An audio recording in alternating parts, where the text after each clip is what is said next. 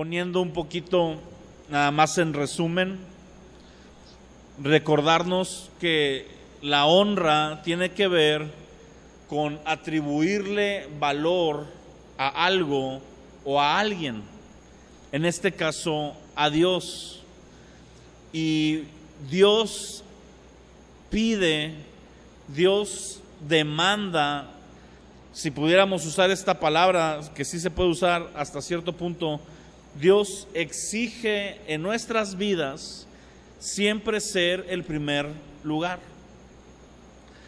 Para algunas personas esto pudiera parecer chocante, ¿verdad? Que Dios, siendo Dios, exija.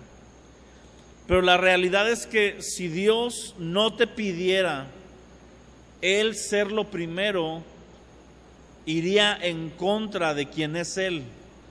Él sabe que Él es el mayor ser existente en el universo. Él sabe que Él es el creador. Él está consciente de quién es. Nosotros no le hacemos ningún favor a Dios. Yo me acuerdo cuando recién me convertí, una de mis maneras pésimas, que hoy siempre les digo, me choca cuando alguien lo hace, pero pues yo lo hacía. Cuando le hablaba a alguien de Cristo o a alguien de Dios, usaba esta frase y les decía, dale una oportunidad a Dios. Y conforme pasó el tiempo me di cuenta que Dios no necesita nuestras oportunidades, que al revés, el que nos da oportunidades muchas veces, ¿verdad? Repetidas veces nos da nuevas oportunidades, es Él. Y bajo ese contexto fue cambiando mi manera de ver a Dios, porque al principio uno puede empezar a buscar a Dios por diferentes situaciones, lo hemos dicho. Hay quien busca a Dios en medio de una enfermedad, hay quien busca a Dios en medio de una crisis personal, en medio de una crisis familiar, matrimonios que están en conflicto, recurren a varias cosas y a lo mejor al último buscan a Dios. La Biblia me habla de una mujer que estaba enferma durante 12 años de flujo de sangre, de un tipo de menstruación, pero no era menstruación, era una enfermedad que le hacía padecer ese flujo. Y dice que buscó a todos los médicos y gastó todo su dinero en todo lo que podía y nunca no le iba bien, al contrario, cada vez le iba peor. Y al último, ya cuando no tenía opción, se da cuenta que Jesús anda por ese lugar y ha escuchado de la fama de Jesús que sana enfermos, y se activa la fe de esta mujer, y de alguna manera esa activación de fe honra a Jesús, porque ella dice para sí misma, si yo logro, aunque sea, tocar la orilla de su túnica, de su manto, voy a ser sana. Le atribuyó valor a Jesús, dijo, Él me puede sanar. Le dio el valor de un sanador. No sabía que era el Hijo de Dios, no sabía que era el Mesías, pero para ella era un sanador, pero eso bastó para que en medio de la multitud ella se arrastrara, tocara a Jesús y Jesús detuviera su marcha y dijera, momento, alguien me tocó. Y Pedro le dice, Señor, ¿cómo preguntas que alguien te tocó si pues venimos entre la multitud, te viene golpeando la gente, no te deja pasar? Sí, imagínate tipo un político en campaña, ¿verdad? Muy fea la comparación, pero ese tipo, ¿no? Donde la gente se agolpaba y lo tocaba. Dice, no, pero es que yo sentí que de mí salió poder. ¿Qué podemos aprender de esa historia? Esa historia es una historia de fe, pero también es una historia de honra. Aquello que tú y yo honramos es de aquello que vamos a ver una respuesta a nuestra vida.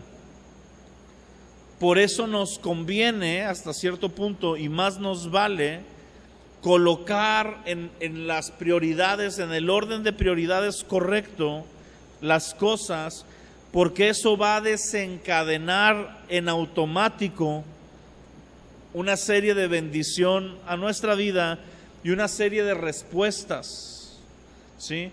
Por ejemplo, si tú estás en la carrera, estás estudiando, no sé, en mi caso, cuando estaba estudiando la carrera odontología o después la de teología, pues había alumnos que iban y medio entraban a las clases, se encargaban las tareas, no las hacían, no ponían atención, se saltaban las horas de clínica, se iban a los tacos, se iban al billar. Ahí donde yo estaba estudiando en la Valle del Bravo, en mis tiempos había un billar muy famoso a 2 cuadras, el Billy's, un billarcillo feo ahí en el 5, pero pues ahí era el punto de reunión. Yo ahí pasé mi prepa, ahí la cursé, ¿verdad?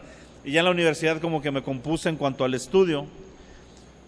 Y obviamente ellos reprobaban, pero aquellos que honraban su carrera, aquellos que honraban el estar estudiando y dedicaban tiempo a leer, a poner atención, a hacer las tareas, tenían una respuesta distinta.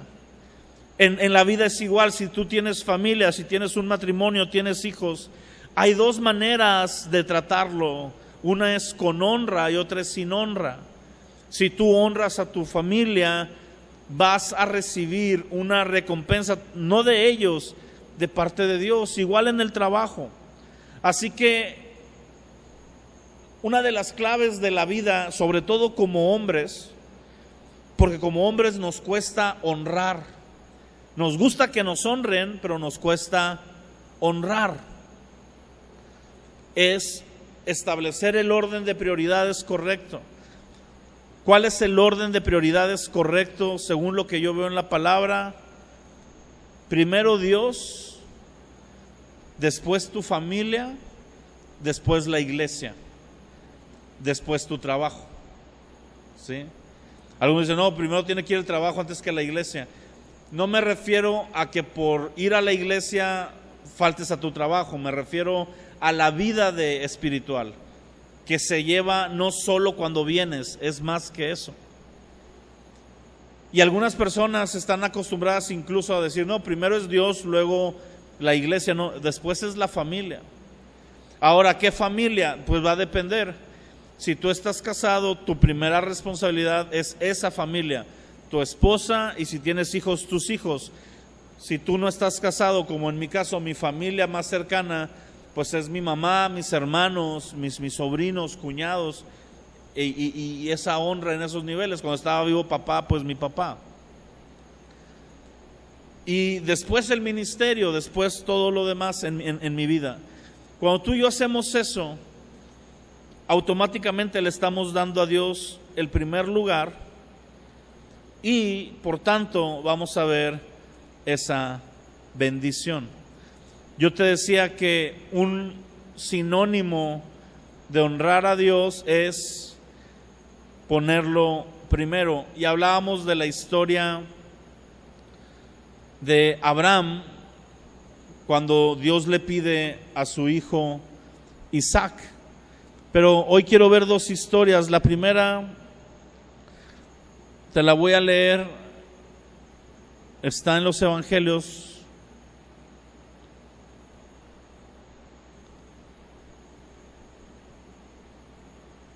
Y recuerda que sería bueno que compraras tu Biblia, la trajeras contigo.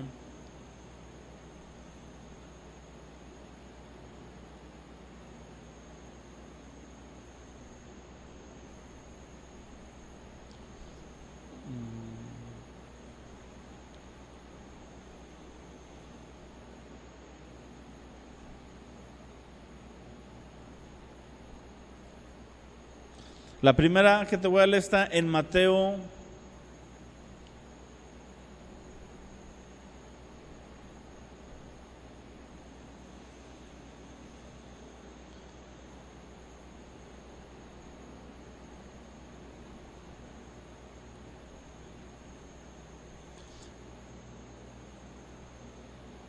13:53. Es una historia cortita que yo leí muchas veces y no me había dado cuenta hasta que Dios empezó a hablar a mi vida sobre la honra. Me di cuenta de algo muy importante de esta historia. Dice, aconteció que cuando Jesús terminó las parábolas, se fue de ahí y venido a su tierra, o sea, fue a su ciudad, fue a Nazaret. Les enseñaba en la sinagoga de ellos, de tal manera que se maravillaban y decía, ¿de dónde tiene sabiduría y estos milagros? ¿No es este el hijo del carpintero? ¿No se llama su madre María y sus hermanos Jacobo, José, Simón y Judas? ¿No están todas sus hermanas entre nosotros? ¿De dónde pues tiene estas cosas? Y se escandalizaban de él. Pero Jesús les dijo: no hay profeta sin honra, sino en su propia tierra y en su casa. Y no hizo ahí muchos milagros a causa de la incredulidad de ellos. Hay otra porción, creo que es en Lucas, donde dice: y no pudo hacer muchos milagros. Y fue esa porción en Lucas precisamente la que a mí me sacudió, porque es raro que leas que Jesús no pudo hacer algo. Y espérame, pues es Jesús, puede caminar sobre el agua, puede transfigurarse, puede resucitar de la muerte, puede sanar enfermos si Él quiere, y en esta ocasión algo se lo impidió. Ya cuando te metes a estudiar bien de qué se trata, no es que algo fuera más fuerte que Él, pero en nuestra vida espiritual hay una condición que es la fe. Tú y yo recibimos de Dios en gran manera por cómo ejercitamos nuestra fe. La historia que te comenté al principio es una mujer que creyó y dijo: si toco su borde de su manto, voy a ser sana. Y recibió por la fe. Y aquí regresa a su casa, viene de otros lugares donde su fama es increíble, viene a su tierra donde él creció, y cuando él está predicando, la gente se asombra de su predicación, pero al mismo tiempo como que lo desacreditan y dicen: ¿de dónde sacó esto si es Jesús, el de aquí a 2 cuadras? O sea, es el hijo de José el carpintero, lo vimos trabajar con su papá durante años. De hecho, me hizo unas sillas, me hizo una mesa posiblemente. Sus hermanos están aquí con nosotros. Dicho sea de paso, es un pasaje interesante que te muestra que María tuvo más hijos después de Jesús. Milagrosamente solo a Cristo, porque era virgen, pero después ella tuvo un matrimonio, digámoslo, normal con José, y tuvo hijos e hijas, porque menciona por nombre a sus hermanos, y lo dice: y sus hijas también están, sus hermanas están entre nosotros. Esa expresión significa: se han casado con los del pueblo. O sea, Jesús es raza, Jesús es del barrio, es de aquí de nosotros. ¿De dónde ahora salió tan picudo? Típico, ¿no? En todos lados te enaltecen y llegas a tu casa y pues eres el de ahí, ¿verdad? En mi caso soy Abby.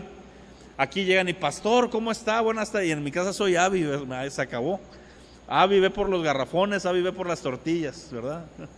Bye, ahí no hay pastor. Entonces, así le pasó a Jesús. Y luego Jesús dice: oigan, no hay profeta sin honra, solo en su tierra y en su casa. O sea, lo que le faltó a Jesús recibir, ¿qué fue? Honra. Pero después dice: no hizo muchos milagros por la incredulidad de ellos. Y ahí es donde digo, algo tiene de conexión la honra con la fe, o la deshonra con la incredulidad. Porque la mujer que honró a Jesús creyendo en Él, recibió su milagro. Y aquí Jesús no hizo muchos milagros porque no estaba recibiendo la honra que Él debía merecer. Yo te hago una pregunta el día de hoy para que medites en tu corazón, y es: ¿de qué cosas nos estamos perdiendo por falta de honra en nuestra vida hacia Dios? ¿Qué hay en mi vida que no alcanzo a obtener, que no alcanza Dios a darme? No porque no quiera, sino porque detecta que hay una incredulidad que reside en una deshonra. Fíjate que otro caso donde ves el paralelo es en otra, y se me hace que va a haber una tercera predicación de honra porque me estoy yendo por otros temas. Pero hay otra ocasión, no voy a la historia por el tiempo, luego lo puedes buscar. Pero hay una ocasión que viene un centurión romano. Un centurión romano era un jefe de unas cuadrillas, era un soldado en gran rango, una persona importante. Este centurión viene a buscar a Jesús porque tiene un siervo enfermo y ha escuchado el centurión que Jesús lo puede sanar. Y viene y pide, oye Jesús, por favor, sana a mi siervo. Pero Jesús mayormente estaba haciendo los milagros en esa época para la gente de Israel primero, y este hombre era romano. Y la gente de cerca de Jesús, los discípulos, y algunos de ellos le dijeron, hazle el paro, Jesús. Bueno, no dice así, ¿verdad? Pero parafraseándolo. Y dijeron, ¿por qué este hombre nos ayuda a Israel continuamente? Da donativos al templo y ayuda y tiene fe en el Dios de Israel. Y Jesús le dice, vamos a tu casa para sanar a tu siervo. Desde ahí ya ves que el hombre pues es distinto. Normalmente los patrones no se preocupan de su siervo o de su trabajador. Él no está yendo a pedir sana a mi hijo o sana a mi esposa o sana a mi patrón. No, sana a mi siervo. O sea, hay un corazón ahí interesante. Y entonces Jesús le dice, vamos a tu casa, vamos a sanarlo. Le dice, no, fíjate el grado de honra. Lo primero que le dice es, no soy digno de que entres a mi casa. ¡Wow! O sea, tú eres muy valioso como para entrar a mi casa, siendo que su casa era una casa picuda porque era un centurión. No sé si has visto esas fotos en Facebook, ¿verdad? De la casa del político antes y luego ya cuando pasó su periodo, ahora, casonones, ¿no? Hay uno por ahí rolando de un funcionario de aquí. Pero pues un hombre que se dedica al gobierno, que es de renombre, tiene una casa importante. Sin embargo, él no es que estuviera menospreciando su casa, sino que estaba enalteciendo a Jesús y le dice, no soy digno de que entres a mi casa, no merezco ese honor. Y luego le dice otra cosa, le dice, tan solo habla, solo manda tu palabra y mi siervo se va a sanar. Y le dice, porque yo soy hombre bajo autoridad. Fíjate la clave. Yo honro a mi autoridad. Yo tengo a alguien arriba de mí y yo estoy bajo de él. Y el hecho de estar bajo de él me permite tener autoridad, porque yo tengo siervos que les digo, ve y haz esto y lo hacen. Ve y haz lo otro y me obedecen. Si tú le ordenas a la enfermedad desde aquí que se vaya, se va a ir. La revelación de este hombre era increíble. Estaba diciéndole a Jesús, tú gobiernas por encima de todo. Tú eres la máxima autoridad. Yo tengo una autoridad por encima de mí y yo soy autoridad y yo recibo órdenes y yo las puedo dar. Pero tú puedes dar órdenes desde aquí, no necesitas ni siquiera ir. Y Jesús detiene todo y dice, pongan atención, porque no he encontrado en todo Israel tanta fe como la de este hombre. ¿Te fijas cómo hay una conexión entre la honra y la fe? Vuelvo a lo mismo. A veces tal vez dices, es que me está faltando fe. ¿No será que nos está faltando honrar a Dios? A lo mejor. Porque a veces queremos solucionar el síntoma, pero no la enfermedad, ¿verdad? Va a cenas grotescamente, como cuando nos juntamos a cenar mis amigos y yo, y llegas a tu casa y un sal de uvas, un Pepto-Bismol, un Treda.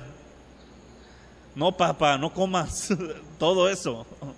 Nos gusta tapar el síntoma, pero no el problema, que es como comemos. Y aquí es igual. Es que me falta fe.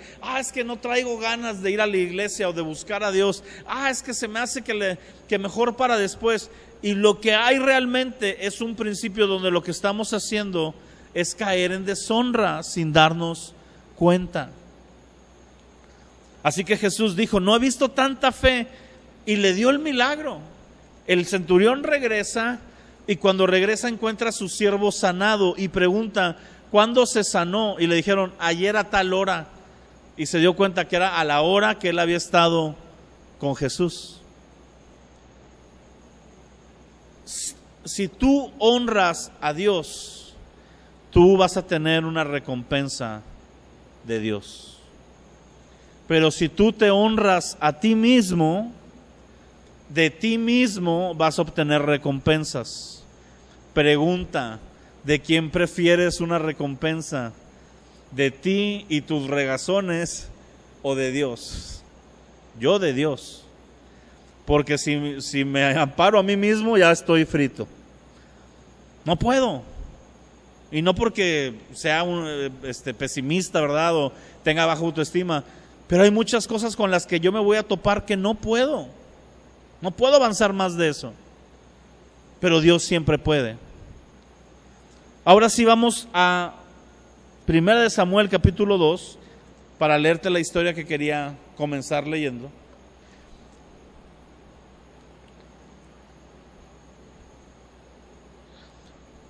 Y trata precisamente de la consecuencia de no honrar a Dios. Dice, los hijos de Elí era el sacerdote. Elí es aquel que le dice a Samuel, cuando Dios le está hablando, dile que te hable y que tú escuchas. Elí era la persona en ese momento espiritualmente más importante de todo el pueblo. Era el sacerdote, el sumo sacerdote. Y dice, los hijos de Elí eran hombres impíos, o sea, pecadores, y no conocían a Dios, no lo tomaban en cuenta. Era costumbre de los sacerdotes con el pueblo que cuando alguno ofrecía sacrificio, venía el criado del sacerdote mientras se cocía la carne, trayendo en su mano un garfio de 3 dientes. Lo metía en el perol, en la olla, o en el caldero, o en la marmita, y todo lo que sacaba el garfio, el sacerdote lo tomaba para sí. De esta manera hacían con todo israelita que venía a Silo. Antes de quemar la grosura, venía el criado del sacerdote y le decía al que sacrificaba, dame carne para asar, como nosotros, ¿verdad? Para el sacerdote, porque no la tomaré de ti cocida, sino cruda. El hombre le respondía, la grosura se debe de quemar primero y después toma todo lo que quieras. Y él respondía, no, dámela ahora mismo o la tomaré por la fuerza. Era pues muy grande delante de Dios el pecado de los jóvenes, porque los hombres menospreciaban las ofrendas de Dios. Hasta ahí vamos a leer y ahorita continuamos. En Israel había una ley y era que cuando se iba a ofrecer un sacrificio, la mejor parte del animal se quemaba. Era como un asador, fuera de broma, gigante, era un altar. Y ahí se ponía el becerro o el cordero o el cabrito. De hecho, el cabrito viene de los judíos, el que comemos en Monterrey, ¿verdad? De esa forma, viene desde allá. Y el punto era que le ofrecían a Dios como una ofrenda, valga la redundancia, la mejor parte de lo que iban de lo que habían matado, y ya después ellos podían comer de lo que sobraba, pero la parte más rica y la grasa, la grosura, que es de lo más rico, de hecho un corte fino depende de su marmoleo, de cuánta grasa intramuscular tenga. soy experto en el tema, ¿verdad? De carnes y eso. Pero imagínate que ahí ponían el tibón, ponían el ribeye, la picaña, ¿verdad? La falda, el clot, y pues a la raza le tocaba la pulpa, o sea, ya lo que era menos. Y estos cuates llegaban antes de que lo pusieran en el altar y agarraban la mejor parte. Y ellos eran sacerdotes, ellos sabían que no podían hacer eso y decían, en vez de darle a Dios lo mejor, yo me voy a quedar con lo mejor. Y dice Dios que para él eso era un pecado muy grande. Y la verdad es que la Biblia nos enseña que pecado es pecado. Sin embargo, en esta porción remarca que era algo hasta cierto punto no más grave que otro, pero ofensivo. Y te voy a decir por qué. Porque Dios protege su honra, porque Él sabe que merece lo mejor. Es muy diferente cuando tú pecas contra la moral a cuando tú pecas contra la honra de Dios. Todos los hombres que deshonraron a Dios, que tuvieron a Dios como algo bajo, pagaron grandes consecuencias. En una ocasión se están peleando unos reyes y no me acuerdo si es Asiria o Egipto o los filisteos, la verdad, pero es un pueblo más grande que Israel y más fuerte, y Dios les da la victoria en un valle y van a volver a pelear. Y el pueblo de Israel no trae nada, es como la selección de Coca, o sea, nada. Ahorita ya ganaron, pero no habían ganado nada. Y cuando van a ir a pelear no tienen con qué ganar, pero ¿sabes cuál fue el problema? Que el ejército enemigo dijo, vamos a llevárnoslo a los montes, porque su Dios es Dios de valles, pero no Dios de montes. Y dijo Dios, sí, con que yo solo le puedo dar la victoria a mi pueblo en los valles, pues te voy a atorar en el monte también. Y Dios no iba a intervenir a favor de Israel por Israel, o sea, no fue para ayudar al pueblo, fue porque se metieron con su honra. Cuando David mató a Goliat, fue porque Goliat estaba deshonrando a Dios, se burlaba del pueblo. Y dice David, ¿quién es ese vato para que esté hablando estupideces en contra de Dios? ¿Por qué nadie se ha levantado a callarle la boca? Aviéntenmelo. Y Dios le da la victoria a David porque hay un principio de honra a Dios. Y aquí los sacerdotes, que tendrían que ser los que honraban a Dios, no estaban honrando a Dios, estaban menospreciándolo, dándole un precio menor del que Él tiene, o sea, otro valor. Ahora, en el versículo 23 nos saltamos y está, en el 22 dice, Elí era muy viejo, oía todo lo que sus hijos hacían con todo Israel, cómo dormían con las mujeres que velaban a las puertas del tabernáculo, o sea, a las que estaban cuidando afuera de la iglesia, se metían con ellas dentro de la iglesia. Eran unos perversos. Y les dijo, ¿por qué haces estas cosas semejante? Yo oigo de todo el pueblo lo malo que haces. No, hijo míos, porque no es buena fama la que oigo. Hacen pecar al pueblo del Señor. Ves que Elí los regaña, pero la verdad es que cuando te metes a estudiar bien el pasaje, es una reprimenda chafa. Es como ese niño que está brincando y haciendo ruido y todo, y la mamá le está diciendo, ya Juanito, siéntate. Y Juanito, corriendo y aventando. Ya, mi vida, mi amor, príncipe, por favor. No está poniendo autoridad. Por más que le esté diciendo, no lo hagas, pues no es con autoridad. Mi mamá aventaba una mirada y ya, o sea, sabías que si no habías hecho caso ahí, iba a haber bronca de camino a la casa y cuando llegaras. Mi papá jamás me tuvo que alzar la voz, simplemente imponía la autoridad. Así que Elí como que nada más, ya no hagas mucho eso, hijo. Pasa el tiempo y en el versículo 27 dice, vino un varón de Dios, o sea, otro profeta, a Elí y le dijo, así ha dicho el Señor, o sea, le está hablando de parte de Dios, ¿no me manifesté yo claramente a la casa de tu padre cuando estaban en Egipto, en casa de Faraón? Y yo escogí por mi sacerdote entre las tribus de Israel para que ofreciere sobre mi altar y quemara incienso, llevara efod delante de mí, y di a la casa de tu padre todas las ofrendas de los hijos de Israel. O sea, como diciéndole, ¿acaso no te bendecí, no te puse por autoridad? ¿Por qué has hollado mis sacrificios y mis ofrendas que yo mandé a ofrecer en el tabernáculo? Y esta es la clave, escucha lo que le dice. Has honrado a tus hijos más que a mí. Los has engordado con lo principal de todas las ofrendas de mi pueblo Israel.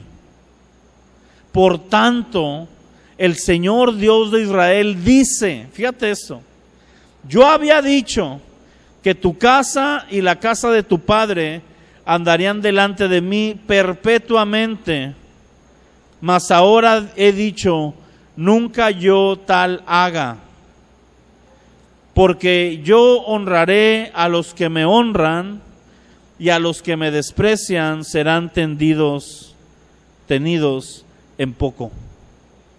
Eso está bárbaro.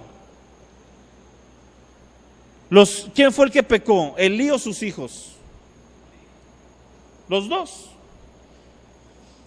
Pero el pecado de Elí fue no reprender a sus hijos. Dios no lo está culpando por lo que los hijos hicieron, lo está culpando porque no intervino, porque no les estorbó, porque no los reprendió bien. Porque tú puedes reprender a tu hijo y tu hijo ser un desgraciado y pues ya no va a ser culpa tuya. El padre del hijo pródigo es un buen padre y el hijo pródigo se va. Los hijos de Samuel, si tú estudias la Biblia, cuando Samuel crece y tiene hijos, sus hijos no siguen a Dios.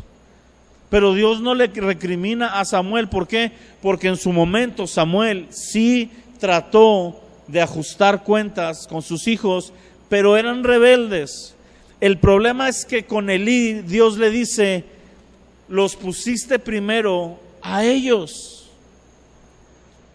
Preferiste que no se enojaran, que no se agüitaran, que no se pelearan con papá,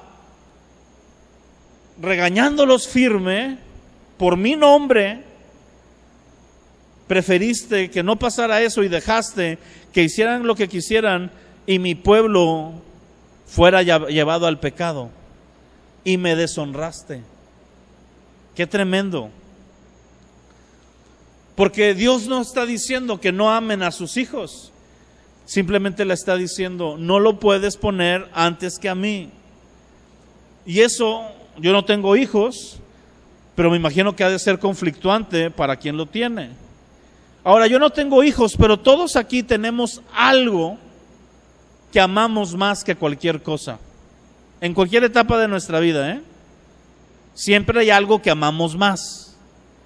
Bueno, Dios se va a meter con ese asunto porque Él demanda honra de nosotros. No está diciendo que no lo tenemos que tener, pero simplemente en la prioridad correcta.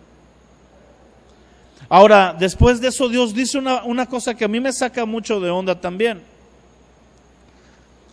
Porque Dios dice, yo te había prometido una cosa, yo había dicho que tu familia me iba a servir perpetuamente, pero ahorita yo te digo que no, nunca tal yo haga. O sea, que Dios se puede retractar de bendiciones que nos ha dado. Y es bien curioso porque precisamente ayer prediqué de la gracia, de cómo Dios te perdona a pesar de lo que hagas. Pero cuando tú y yo tenemos un estilo de vida consciente de desprecio a Dios, Dios dice, de momento, tampoco me vas a agarrar de tu juguete. Tienes gracia, si te arrepientes de corazón te voy a perdonar, no es ese punto, pero yo había prometido que iba a hacer algo con ustedes, pero ya no lo voy a hacer. Y la razón por la que no lo voy a hacer, termina diciendo, y ese versículo a mí me marcó hace 20 y tantos años, 20 años que lo escuché, y es: yo honraré a los que me honran y desprecio a los que me tienen en poco, dice Dios. Y lo primero que me puse a preguntar es: ¿cómo será que Dios honre a alguien? ¿Qué nivel de bendición, qué nivel de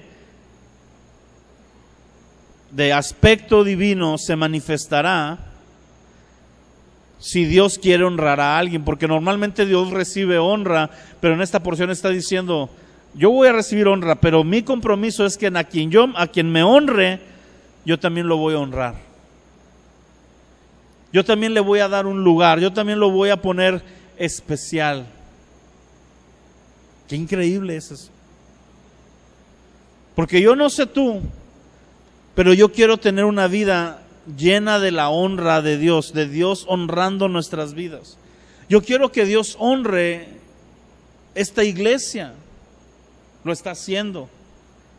Nos ha bendecido. Muchos de ustedes tienen poco viniendo, algunos tienen más, pero esta iglesia ha tenido sus historias.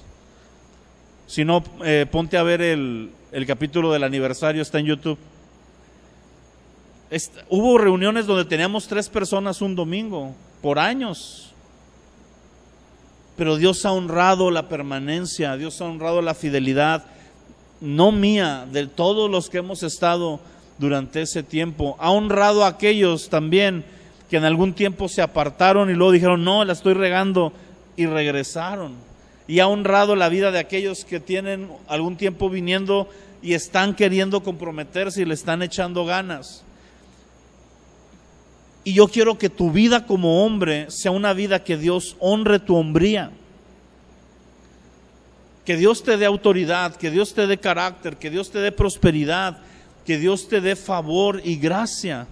No es lo que buscamos. Tú sabes que yo no predico de que seas rico, de que tengas dinero, de que tengas renombre y que la gente se asombre contigo. No queremos eso.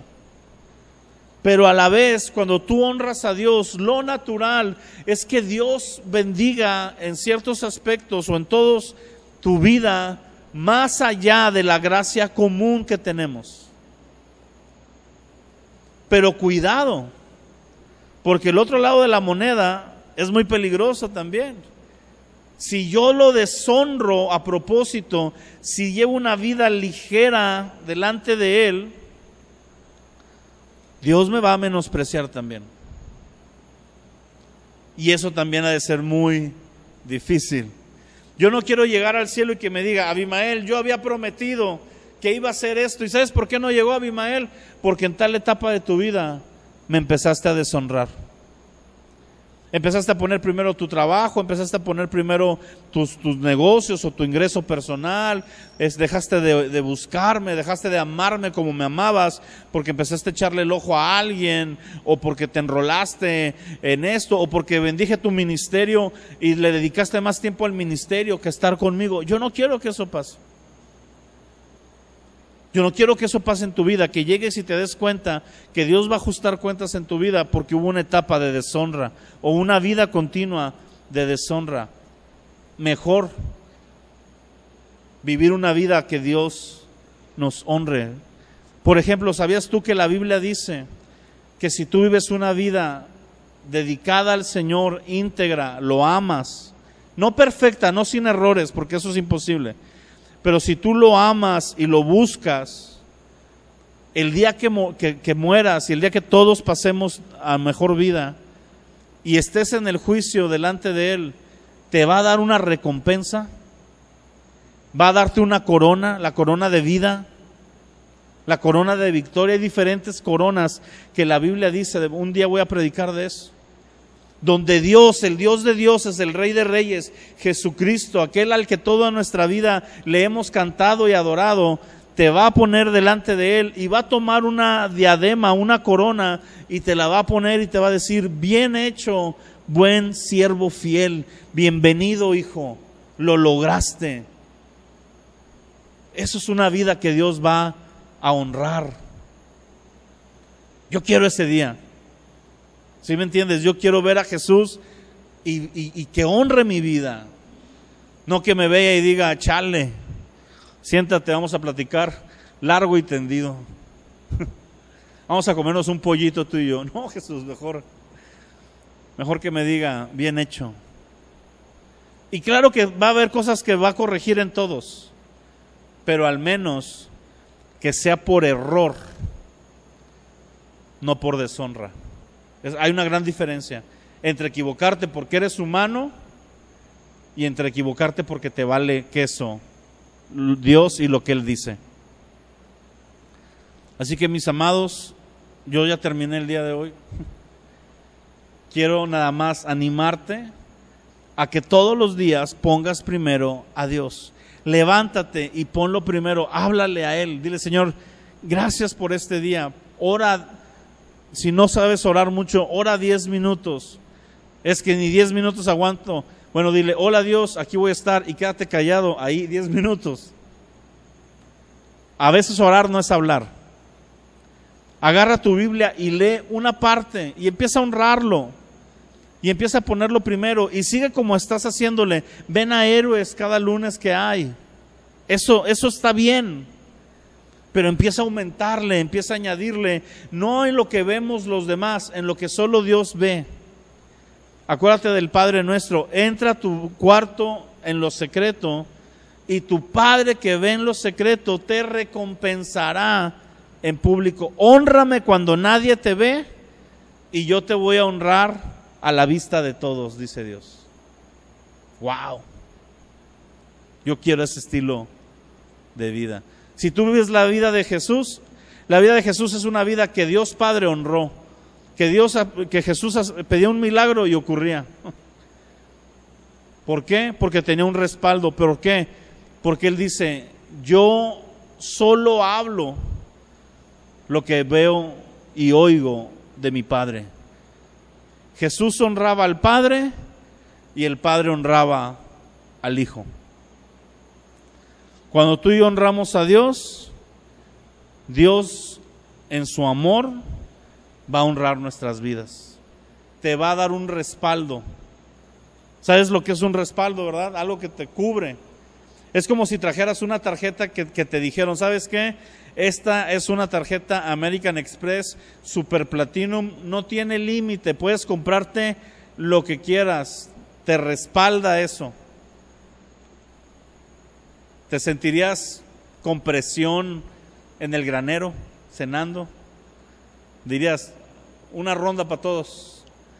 Una vez estábamos en Los Generales en Monterrey.